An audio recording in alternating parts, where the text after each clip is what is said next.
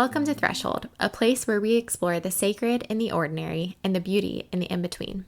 I'm Molly Wilcox. I'm a wife, a mom, a writer, and your guide as we step over life's thresholds together. Whether you've been reading my newsletter for years or you're just discovering Threshold here, I'm so glad that you're listening. Together, we reflect on faith, creativity, and the small but meaningful ways we're being transformed in the everyday. Let's dive into this week's reflection.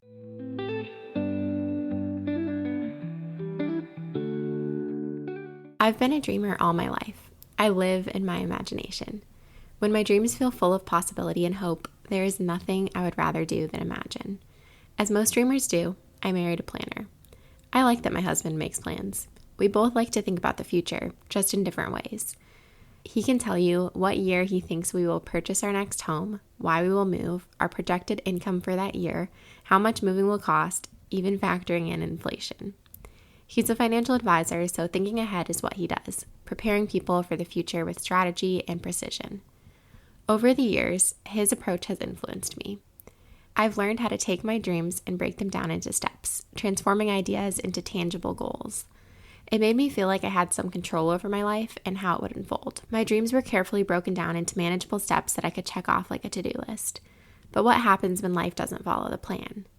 Pregnancy complications, a traumatic birth, and a difficult postpartum season shattered my carefully imagined future. It wasn't just that these things didn't go as expected. It was that they changed me in ways I never saw coming. And I know I'm not the only one. We all experience seasons where our plans unravel. An illness, a job loss, a breakup, an unforeseen heartbreak. Moments when the future we pictured disappears, and we're left wondering what comes next. We face unexpected challenges, unanticipated changes in direction. We make the hard decisions we are forced to make when life is unfair and it feels like the cards we were dealt are something we wish we could return. I used to like planning when it worked alongside my dreams. Even though I've never been a spreadsheet person, I've had an internal sense of timing, when I thought certain prayers would come to fruition and when hopes would become reality. But when my world shifted, my dreams felt chaotic and uncertain, and decision-making felt paralyzing.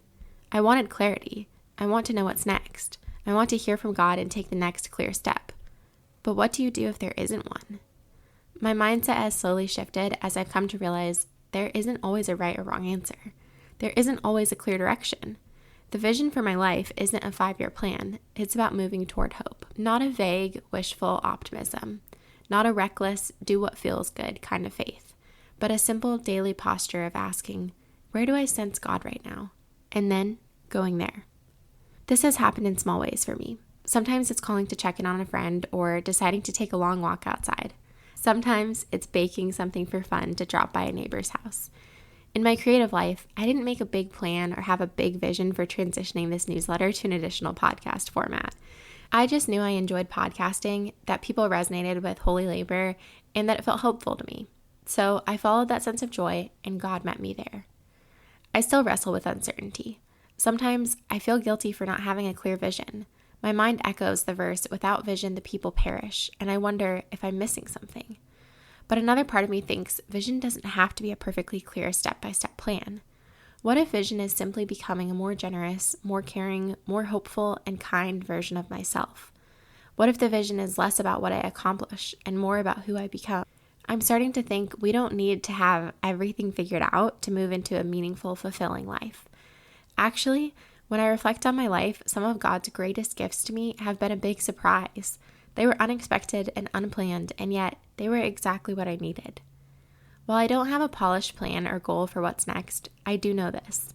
I want more hope, and that's where I'm heading.